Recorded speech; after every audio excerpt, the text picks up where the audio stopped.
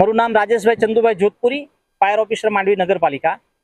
9:10 સમય દરમિયાન કાકડાપાર સરપંચશ્રીનો ફોન આવ્યો હતો કે ડેમના પાણીના દરવાજા પાસે 4 યુવાનો ડૂબી ગયા છે, જેનો કોલ મળતા તાત્કાલિક માંડવી ફાયર બ્રિગેડની ટીમ દ્વારા અમે અહીંયા સર્ચ રેસ્ક્યુ ઓપરેશન માટે આવ્યા હતા અને 1.5 થી 2 કલાકની જહેમત બાદ જે ડૂબેલા 4 યુવાનોને પાણીના અંદરથી શોધી કાઢીને ડેડ બોડી બહાર કાઢી માંડવી પોલીસ સ્ટેશનને સુપ્રત કરેલ છે।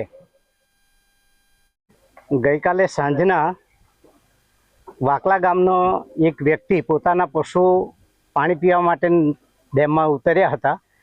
એને બહાર કાઢવા માટે જતી વખતે પોતાનો પગ લપસી જવાને કારણે એ ડેમમાં સરકી ગયો અને તેને કારણે એનું મૃત્યુ થયું છે। આજે વહેલી સવારથી લગભગ 3 જણા બીજા એને બચાવવા માટે અને શોધખોળ કરવા માટે ઉતર્યા હતા।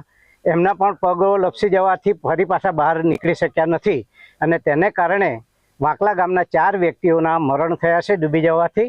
અને તાત્કાલિક કાર્યવાહી કરવા માટે માંડવીના પીઆઈ અને સરકારી તંત્ર તમામ કામે લાગ્યું।